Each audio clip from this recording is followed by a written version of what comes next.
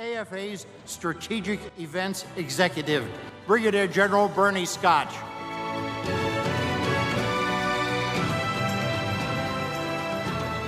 Thank you, ladies and gentlemen, and welcome back from the coffee break, and welcome to our last session of the day.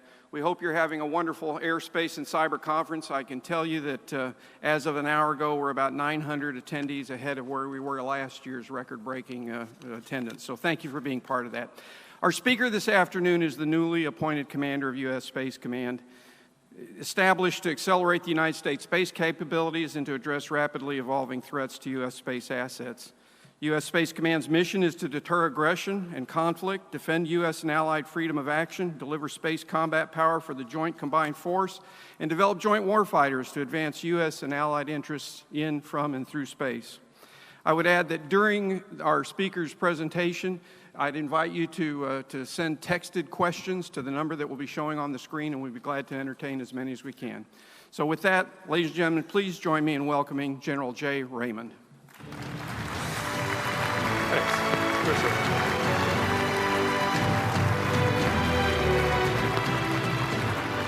Good afternoon. How's everybody?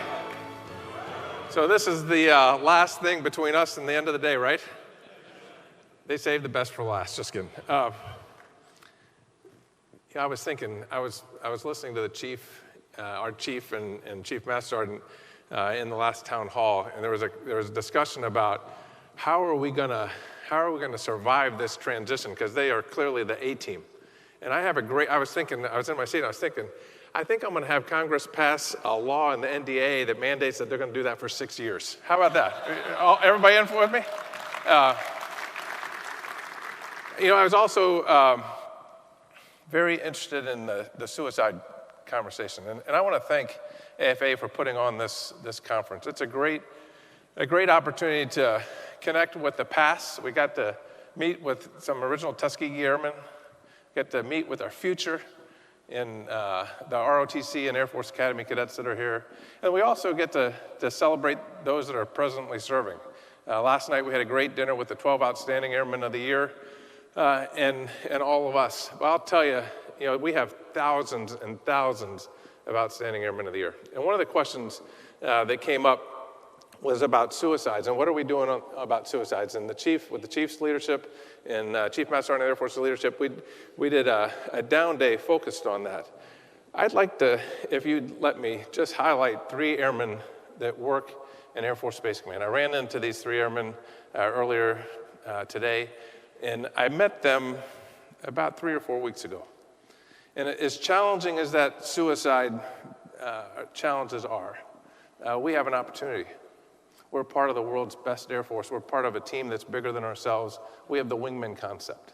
Let me introduce you to A1C Brittany Wright, A1C Tiffany Duffus. Will you please stand up?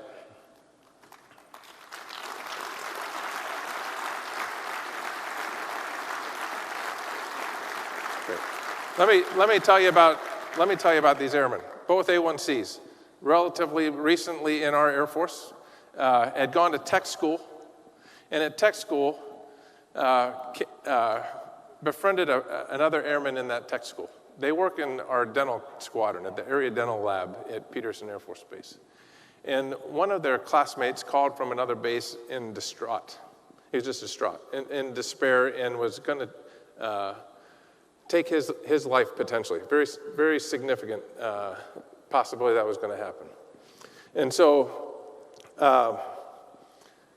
while one was on the phone, signaled to her friend, hey, go get the first sergeant. And got the first sergeant and talked to their first sergeant about what was going on. That first sergeant sprung into action, called this base, found out the first sergeant of the squadron that was at this other base, and kept this individual on the phone until help could be there. And they got that airman and got them the help that they need. Thank you for doing that.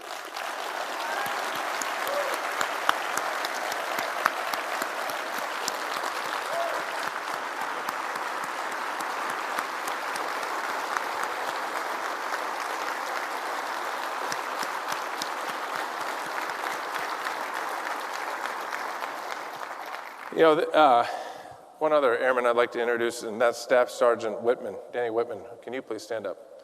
Danny's from our Security Forces Squadron at Peterson Air Force Base. And you know, we had this strategic pause, but before the strategic pause, Sergeant Whitman was getting frustrated that the security force career field seemed like was getting a big hit.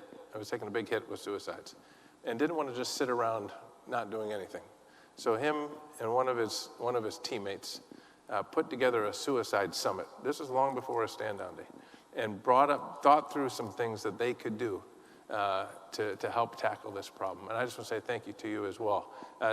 This is not about space. I'm going to talk about space here in a minute, but I'm passionate about this. This is what makes us the world's greatest Air Force, and this is what gives me hope that we can combat these issues. It's not programs from the top down.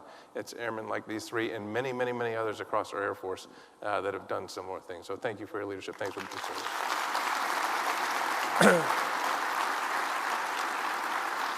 So today I'm going to talk to you a little bit about space. It is an absolutely incredibly, incredibly exciting time to be in this business. I wouldn't, this is a little mentoring tip, this is a developmental opportunity. I wouldn't recommend this, but my day-to-day battle rhythm is I wake up and I reach over to my nightstand and I grab my work iPhone and I read all the news clips about what people said I said or what people said I didn't say. And there's not a day that goes by, that space isn't front and center in the news. And I'll tell you, in my 35 years of service, I have never experienced anything like we've experienced over the last several years. And it's not just a critical time, it's not just an exciting time, it's a really critical time. And that's what's generating this conversation. We're at what I call a strategic inflection point. You know, since 1991, largely since the first Gulf War, Desert Storm, our Air Force has been focused on integrating space into everything that we do. And there's nothing that any of you do in any of your jobs, there's nothing that a joint force does that doesn't do it with better because space is enabling it. Nothing. Whether it's humanitarian assistance, disaster relief, or whether it's combat, space is part of that operation. The challenge is, and you've heard this before, that our adversaries have had a front row seat in watching this, and they see the advantages that we gain from this multi-domain integration that the chief talked about. And they don't like what they see. And they're developing capabilities for twofold. One, they're developing capabilities for their own use so they can have that same advantage that we currently enjoy. And secondly, they're developing capabilities to deny us that advantage. And the scope, scale, and complexity of that threat is very real, and it's very concerning. Everything from low-end reversible jamming to directed energy to concerning on-orbit activities to kinetic destruction of a satellite as demonstrated by the Chinese in 2007. And again, that threat requires us to make a change. So if you look at the National Defense Strategy talks about great power competition. It talks about global multi-domain capabilities. It talks about what we as an Air Force bring with air, space, and cyber. We're the best in the world at space. So if you do what I do and read those clips, don't misread what you're reading. We are the best in the world at space. And us with our partners, and I know we have a lot of allied partners here that we're working very closely with to develop those partnerships. We are the best in the world. But on the 29th of August, we're even better. Because on the 29th of August, we established United States Space Command. The reason why I say we're a little better is that this command is going to be singularly focused on the space domain. It's not space for space sake. It's space for joint warfighting sake. It's the Rubik's Cube that the chief talked about. I don't know, do you remember how many combinations he said of different colors there were? If you take space out of that goes down significantly. It's foundational to our success to meet the demands of the National Defense Strategy. And that's what this warfighting imperative is. It's a joint warfighting imperative and the reason why we're standing up this command. So for those at STRATCOM, how many people are currently serving at STRATCOM or have served at STRATCOM before? Thank you. This isn't saying that you did bad. I've been part of STRATCOM. I've commanded 2 operational components of STRATCOM. I've been the J5 at STRATCOM. I've been a service component of STRATCOM. I'm pretty proud of what we've done. But we have an opportunity here to put the accelerator down. And one of the things that General Hyten talks about is that at STRATCOM, because of the responsibilities that STRATCOM has, space could at best be the number 3 priority, with nuclear mission being 1, nuclear command and control being 2, and space being about number 3. Well, today, with U.S. Space Command, that's it. Space is number 1. And that's going to provide us some significant advantage. Back in August of last year, somebody whispered in my ear that said, hey, we think we might be standing up a U.S. Space Command. And so I was going TDY, and for an extended TDY, and I brought a small team to come with me. And in the side room, they planned, and then the evenings after I got done with my work, I'd sit down and we'd do the mission analysis for planning U.S. Space Command. Go to the first slide. It's a really rough picture. It was an iPhone picture. But that's it. That's the planning team. And that was again in a little back room. Dave Tocek, civilian on the left from STRATCOM. Ken Klock, planner for the Joint Force Space Component Command at the time. Tom James, who was the J3 of the Joint Force Space Component Command at the time, and now the J3 of U.S. Space Command. Mark Main, a civilian out at Vandenberg, who is steeped in the space business. And Governor Bratton, as Air National Guard colonel at the time, now 1-star, who's now the deputy J3 at U.S. Space Command. And that team, for a week, did the mission analysis for what U.S. Space Command was going to be. And what it was going to be, the charge I gave to the team was think outside of the box. Build the command that we need, not the command that was before or under the constraints of what we have today. Build the command that we need to meet the demands of the National Defense Strategy. And that's what they did. And if you look at the butcher block paper that we hung up on the wall and we did all the mission planning on, it's pretty remarkable that what we planned back in August of last year is what we implemented and established on the 29th of August. Go to the next slide, please. We're gathered here in the Rose Garden to establish the United States Space Command. It's a big deal. As the newest combatant command, SpaceCom will defend America's vital interests in space, the next warfighting domain. And I think that's pretty obvious to everybody. It's all about space. The establishment of the 11th Combatant Command is a landmark moment. This is a landmark day, one that recognizes the centrality of space to America's national security and defense. In my view, it's not an overstatement to say that we're at another Sputnik moment. And you could argue that the stakes are much higher than they were in the late 1950s and early 1960s. The reestablishment of Space Command should be understood as part of a broader effort to maintain our nation's competitive advantage in space. So today, we build on the legacy of this original United States Space Command. But this is a different command built for a different time, built to compete, deter, and win in an extremely complex and quickly evolving strategic environment. For the men and women that are standing in formation and for those in this command, you are the foundation of our great strength. You have my complete trust and confidence, and I couldn't be more proud to serve at your side. You are the source of U.S. Space Command's combat power, and I know that together we will answer the call of our new national imperative for space. Now it's time to get to work. So how cool is that?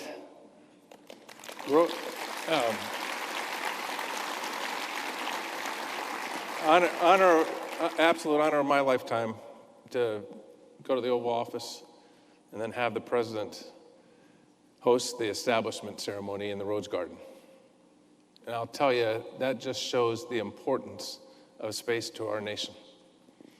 It was a huge honor to represent all the airmen, sailors, soldiers, and Marines that conduct space operations for the United States today in partnership with our allies. It's great to have Chief Toby Toberman. Toby, please stand up.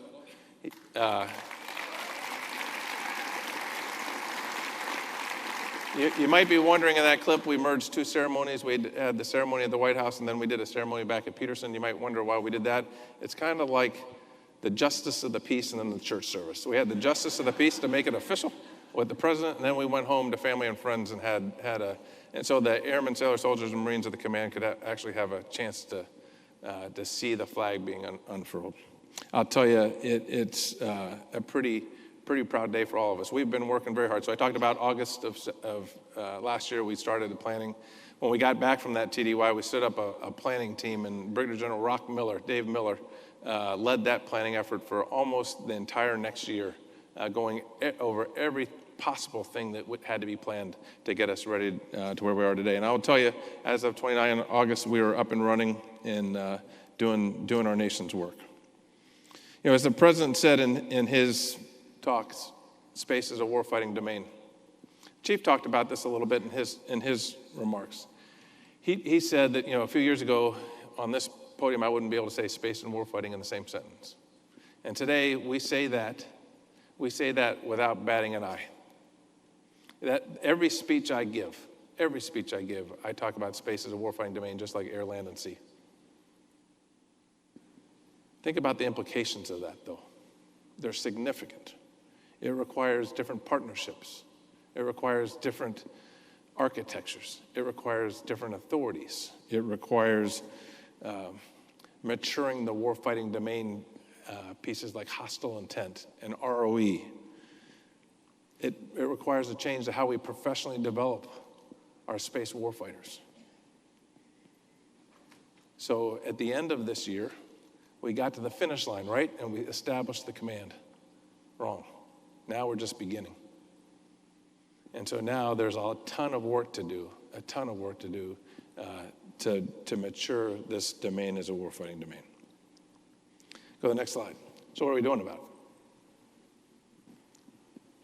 Next slide, please. Well, back in 1986, there was a Goldwater-Nichols Act.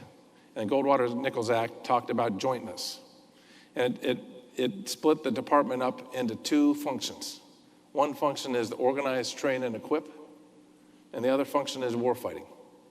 And in both of those functions, both organize, train, and equip, and the warfighting function, the U.S. is going to elevate the organization for those functions. So on the organize, train, and equip side, that's the Space Force. I'll tell you, both of these functions are imperatives and they're complementary. So on the Space Force side, today, Air Force Space Command is a major command in the United States Air Force, and we're going to elevate that to the next level up as a separate service. Congress is working that right now, the National Defense Authorization Act. The Senate has their version of the bill, the House has their version of the bill, and they're coming together in conference to pass that legislation. We are eagerly awaiting the opportunity to establish a separate branch of the armed forces and a U.S. Space Force. U.S. Space Command will only be as good as the capabilities that a service provides it. That's why they're complementary. And again, I talked about that on the warfighting side. We've elevated from a component command of U.S. Strategic Command, a component command that was called the Joint Force Space Component Command. We elevated that to a combatant command.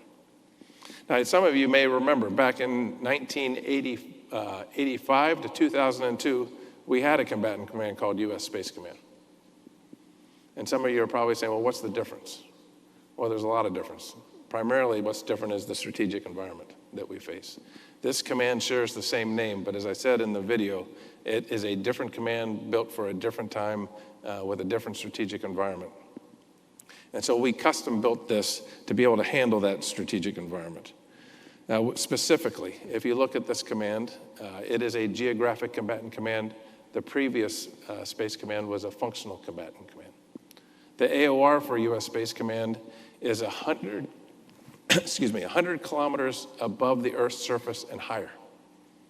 That's a big AOR. We have a combined Force Space Component Command. So we took the joint, and I'll go into this in a little bit more detail next slide, but we took the Joint Force Space Component Command and we made it a combined command to strengthen that partnership that we have with our allies. We are working that really, really hard. We exercise with our allies, we train with our allies, we man a C2 center with our allies, we're going to develop a C2 system with our allies. We've expanded more courses and professional development opportunities for allies. It is clear that we are stronger together. We've also stood up a joint task force for space defense. That's also a first. And that command is going to focus on protecting and defending the space domain. And finally, and I'll walk you through this as well, that we have a stronger linkage with our joint warfighting partners and other combatant commands around the globe. Go to the next slide, please. So let's talk about a little bit about the guidance and tasks that we've been given as the U.S. Space Command. And so if you look at it, again, on the top on the right-hand side, it talks about the fact that this is a geographic combatant command with an AOR. That's to strengthen the fact that space is a warfighting domain. And that will allow us to integrate more seamlessly with our combatant command partners. To stand up a command, you have to also have a set of missions. So the president signed a change to the Unified Command Plan that lists the missions that are there. The missions that are on that list are largely what STRATCOM did with a couple exceptions. One, there's a stronger, if you look at the first one, there's a stronger emphasis on offensive and defensive operations. And if you look at kind of the middle of the way down, it says the U.S. Space Command will protect and defend U.S. allied partner capabilities. One of the things that we've worked very closely with our intelligence community, and I will tell you the partnership with the National Reconnaissance Office has never been stronger. We operate day to day on what we call a unity of effort basis. And we sit in the same C2 centers, we share data, we share information back and forth. And that's working very well day to day. But when a time of crisis comes, in my opinion, you have to have somebody that has the authority to make that direction, to make direction to protect and defend those capabilities. And that's what we've come up with. So if you look at that UCP mission, and it talks about the responsibilities of U.S. Space Command, we have come to agreement with the National Reconnaissance Office and the intelligence community that in times of crisis, that we're going to follow a playbook that we're going to develop together, that the NRO will take direction from the U.S. Space Command commander to protect and defend those satellites. We're not in the NRO's chain of command, but we are going to be able to direct activities to be able to protect and defend those capabilities. Huge step forward. If you lump all those missions in, there's kind of four categories I'd ask you to remember, the 4 Ds. First of all, we want to deter conflict from extending into space. The chief talks about it. We want to win this fight before this fight ever takes place. As he said, and I agree, nobody wins this fight if it begins or extends into space. We want to change the calculus of any adversary that says, if they think that they can negate our space advantage to be able to successfully achieve their interests, they're not going to be able to do it. So they better decide not to even try. We're going to defend those capabilities. And again, as I talked about, there's a sharper focus on that defense. We're going to deliver and continue to deliver that combat edge to the warfighting commands across the world. And I'll talk to you how we're going to do that in the next slide. And then we're going to develop joint space warfighters and also more traditional warfighters that have a better understanding of space. Go to the next slide, please. So this is the command as it stood up on the 29th of August. About just shy of 300 professionals in the command, in the headquarters, if you will, just shy of 300, broken up into 2 operational components. I talked about the Combined Force Space Component Command. That's going to be Major General Whiting as the 14th Air Force Commander, dual-hatted as that. That is a combined command again, at first, as of 29 August. And they have a C2 center called the Combined Space Operations Center out at Vandenberg Air Force Base. And that will be the C2 center that they will use to deliver space capabilities around the world. We then have a joint task force for space defense that's located out at Schriever Air Force Base in Colorado Springs. They also have a C2 center. That C2 center is called the National Space Defense Center. And that center is focused on protecting and defending that domain, and they'll support the Joint Task Force Space Defense. We also will have service components. The Air Force Service component to U.S. Space Command is Air Force Space Command, and I'm dual-hatted as the Air Force Space Command Commander and the U.S. Space Command Commander. So I get to yell at myself in my joint hat when I don't deliver something that I need in my service hat. We'll also have Army service components, Navy service component, Marine service component that have been identified and that will be codified here in the coming months. We also have other capabilities, command centers like the Joint Navigation Warfare Center down at Kirtland, like the Joint OPIR Center up at Buckley Air Force Base, and the Missile Warning Center located in Cheyenne Mountain. So that's the headquarters structure. The other thing that we're going to do is we're going to have integrated planning elements, and I want to spend a little bit of time talking about this. This is modeled very, very closely after the way Cyber Command has done business. We need to develop a stronger relationship with the combatant commands around the world. Today, there's not a significant number of space experts in those combatant commands. We largely, as an Air Force, integrated the air component level. But at the combatant command level, there's not many. So we're going to develop teams and embed those teams forward in each of the combatant commands to help us do the integrated planning that's required to meet the global demands outlined in the National Defense Strategy. We're going to start with the first three are listed on top of that slide. We've stood one up at U.S. Strategic Command. That was kind of easy because U.S. Strategic Command had space experts that were there, and we were bringing those space experts to U.S. Space Command. And so we've left behind, if you will, a team that still works for U.S. Strategic Command to be able to do that integrated planning with U.S. Strategic Command. The next two priorities are EUCOM and INDOPACOM. We've already built shells of teams that have gone forward, have already started paying dividends, and we'll continue to build those out as we go. And then every one of the combatant commands will get a team as we build these teams and build the folks that will be part of those teams. We see this as a significant advantage to U.S. Space Command, again, to meet the challenges of the National Defense Strategy. Go to the next slide, please. So here's the priorities of the command. First of all, we're going to seamlessly transition space warfighting responsibilities. STRATCOM, again, up until the 29th of August, was responsible for space. When Secretary of Defense Esper signed the document that transferred space to U.S. Space Command, we're now responsible for that. So we have seamlessly transitioned the day-to-day operations of space, and we will continue to transition as we mature through IOC and FOC. And that's the second bullet. We are going to rapidly build capabilities to be able to reach IOC and FOC. We're not putting a timeline on it. We don't have a date certain that says, here's what it's going to be. It's going to be conditions-based. And we're doing the planning to lay out those conditions that will allow us to identify when we've reached those two significant milestones. We're going to fully integrate with our interagency partners and our combatant commands. I talked about that. I talked about that with the great partnership that we have with the National Reconnaissance Office and others. And I talked about that with how we're going to build the integrated planning elements with the combatant commands. Again, a significant priority.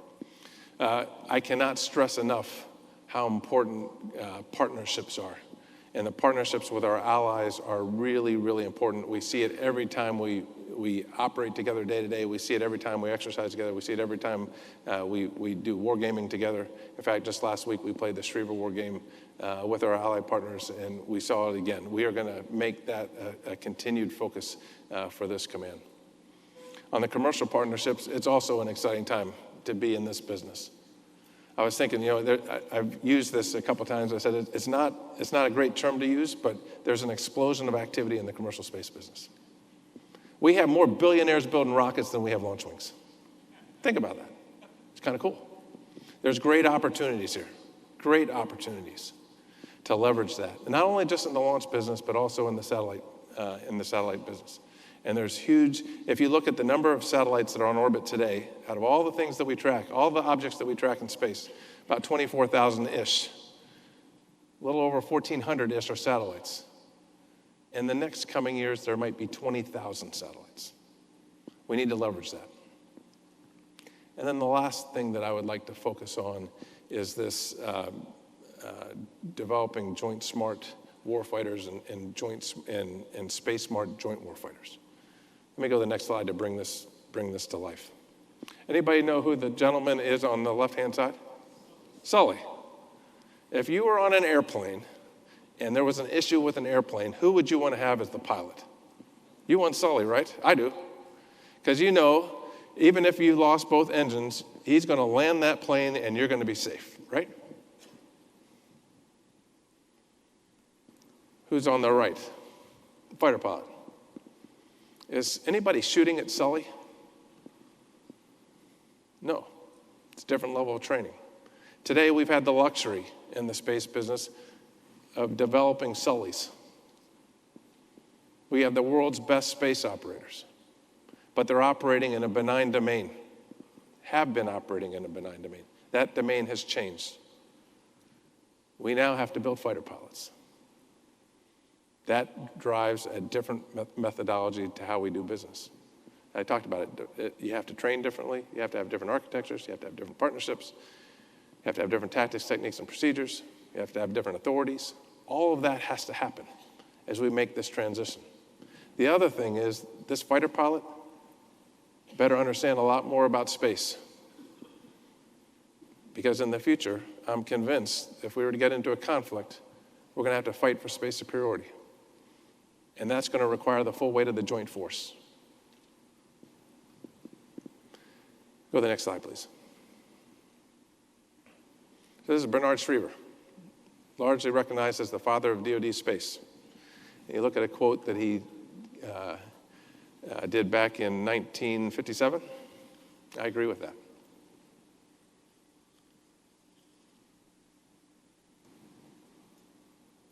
I'll tell you, as I said at the beginning, I couldn't be more proud of where we are in the space business. I couldn't be more proud of the advances we've made over the last years. I will tell you, with the stand-up of U.S. Space Command and with an impending post-NDAA, the stand-up of a United States Space Force, it's going to provide us a huge advantage to accelerate our opportunities going forward. With that, I'd like to say thank you for listening, and I'll open it up to any questions you may have.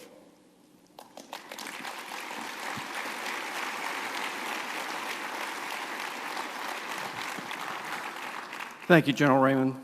We've received many questions already, and we'll start with the most serious one, a grave issue. Is it true that in the Space Command movie that's upcoming that Bruce Willis will play your part? Bruce Willis. So that's true. He doesn't know it yet, but that's true. So I have Netflix, like I think most of us, and I never have watched Netflix largely up until a little bit ago. And I was going through my banking statement. This is absolute honest goodness truth. Going through my banking statement, and I'm seeing that whatever it was, $14 a month, whatever it was going out. I'm like, what am I paying this for? And I turned it off. And about 2.3 seconds after I turned it off, my 3 kids from around the country go, what happened to Netflix? And I said, I never watched Netflix. Dad, you got it. So turned it back on. And about another month or so later, my daughter from Iowa sends me a text and said, hey, space is really going big. I said, what do you mean? They're doing Netflix is doing a show about Space Force. And who's the guy, the actor? Steve Carell's going to play. I said, absolutely not. He's got way too much hair. And so then, if you go on Twitter, there was a little joke going around about who was going to play who's going to play the Secretary of the Air Force, who's going to play the Chief of Staff of the Air Force, who was going to play General Raymond, and all the notable bald-headed actors were there, and hopefully it's Bruce Willis, but we'll see. On a different note. We can keep going with those. There have been several questions, General Raymond, about the possible militarization of space, the implications of a space command and of a space force with regard to that weaponization in the Outer Space Treaty. Do you care to comment on what those implications might be? Yeah, so the Outer Space Treaty says you can't have nuclear weapons in space. That's about what it says. The rest, it's the wild, wild west. So I would look at this and I'd ask the question, what are the implications if you don't have it? The implications are huge. The success of our joint force is going to be underpinned by the success that we have in all domains, including space. And so, we do not want to have a war that extends into space, begins or extends. We're trying to deter it. As the chief said, the best way I know how to deter that is to do that from a position of strength And I think U.S. Space Command combined with a future Space Force will be able to give us that strength to deter. Yes, sir. Thank you. You mentioned briefly the vast amount of commercial investment in space and the explosive growth, I think is the word you used to describe the commercial presence in space. Do you care to comment on what the implications, again, are of standing up a Space Command and possibly Space Force with this important partnership? And specifically, do you see a role for a craft-like structure with respect to space? Yeah, so again, today we partner very closely with commercial space. Specifically in our launch mission, we procure commercial launches. There's a great opportunity ahead to broaden that out to partner on the satellite side. Let me give you an example. There are satellite companies today that are building thousands and thousands of satellites, constellations in low Earth orbit of thousands and thousands of satellites. The capability is operationally relevant. But more importantly, the business model changes. Today, we build satellites that are pretty expensive, and they're relatively large, and they're not all that defendable.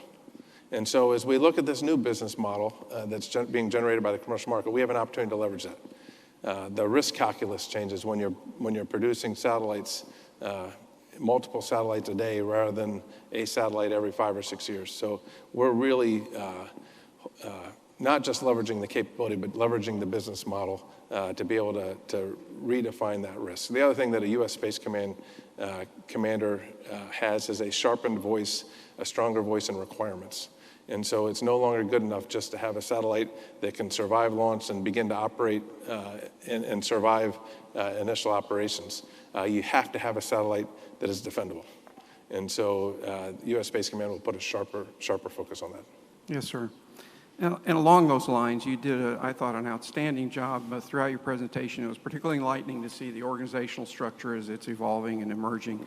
Would you care to talk a little bit about the force structure that's going to underpin that? Specifically, skill sets, AFSCs, joint force implications, reserve force implications. How do you see that evolving? Yeah, so today, let's start with the first one. We on the reserve today in Air Force Space Command, and then under STRATCOM, and today under U.S. Space Command, we rely very heavily on our reserve and National Guard forces to conduct space missions. That will have to continue into the future. In a joint command, it's really important that we don't fill this command up with just joint space operators. This is all about joint warfighting. This is having it takes the full mix of warfighters to be able to fight and win for space superiority in the future. And so the U.S. Space Command side will have to be manned with the full complement of joint warfighting. And we're doing that today. If you look at who's in the positions in that command, you'll see a true joint representation, a total force representation across the joint warfighting skill sets. On a Space Force side, Congress is working through that right now, and what would be in the Space Force or what might not be in the Space Force, and we'll see how that plays out here in the NDAA, hopefully in the coming months. It's really important that the Space Force be a separate branch of the armed forces. As this emerges to a separate force, a separate military service, of course, Title X has significant implications with respect to the difference between a unified command and a military department, which is, of course, under the UCP and under Title X, charged with organizing, training, and equipping. Do you see those roles changing significantly, and do you see some rapid capabilities emerging with respect to weapon system acquisitions for space assets? Yeah, so I think what we're doing today in both of those functions is very consistent with the Goldwater-Nichols Act and very consistent with Title X authorities. It is important that as the law is built, that the Space Force Title X has changed to reflect that Space Force. That's going to be really important going forward. I don't see any significant changes. This will be normalized warfighting, just like any other service and any other warfighting command. If we look at our historical commands in the Air Force, they emerged originally to address an air power mission. Then, of course, we saw cyber emerge as a mission area, and we saw a cyber command stood up reasonably recently. Have you looked to Cyber Command for lessons learned? We have. You know, when you're only given a really short period of time, you look to anybody that you can plagiarize. That's the highest form of flattery. And so we looked at Cyber Command and got the lessons learned from them. We also looked at Northcom, and you know, they just went through a stand-up of a combatant command. So we've taken all of those lessons to help us do this and do it right and do it rapidly. As a combatant commander, you significantly influence the supporting services with respect to the systems and the people that you need to do your mission. Do you think combatant commanders have about the right amount of authority, or do you think they ought to have a little bit more authority? So in my 2 weeks of experience? In your vast 2 weeks of experience, yes, sir. I'm very comfortable with the authorities that I have in my U.S. Space Command hat to be able to shape requirements. I think they're appropriate. Talk to us again, sir, about capabilities development and rapidity of industry to be able to partner with you. Do you see some specific needs that, if you could make your wish list of 5 things that you wish industry would do differently, what would that look like? Well, I think clearly one of the things that we have to do is we have to move at a faster pace. We have to go faster. And so I use this a lot, but let's say Orville Wright is a GPS satellite, and Orville is orbiting up in medium Earth orbit, providing navigation and timing for the world, and we want to buy a clone just like him, an exact duplicate. How long does that take? Anybody guess? 5 or 6 years. Let's say we wanted him to have a different arm or a different elbow or a different whatever. How long does that take? It takes probably about 10. That's not fast enough. And so when I talked about that different business model, I went to a company recently and visited a factory, and they were building an assembly line for space, for satellites. There were 0 satellites that had been built, and a few months later they launched 60. We've got to get there. We've got to be able to go fast. I would also say that, as the chief laid out in that multi-domain video that he showed, they have to be connected. You have to be able to link sensor to shooter. And so a better connectivity between multi-domains, I think it's going to be really important going forward. Got time for one more. Yes, sir. And this is a very serious question. I've reviewed your biography for several years now and see that you graduated from the Clemson University. Is it Clemson or Alabama? Oh, I thought you were going to give me a hard question. I can't control the audience, sir. My college roommate's right there, Jordy Jordan. Go Tigers. I think it's obvious. I'll just leave it at that. Well, General Raymond, you have illuminated the room with your brilliance again, and several questions were about the new Space Force and its uniform. So we would hope that you would consider AFA socks as part of that uniform. Thank you. We'll build that. Thank you very much. Thank you. Thank you. Thank you very much. Ladies and gentlemen, we invite you to return tomorrow morning at 8:30, where we will welcome our Secretary of Defense. Thank you for being here.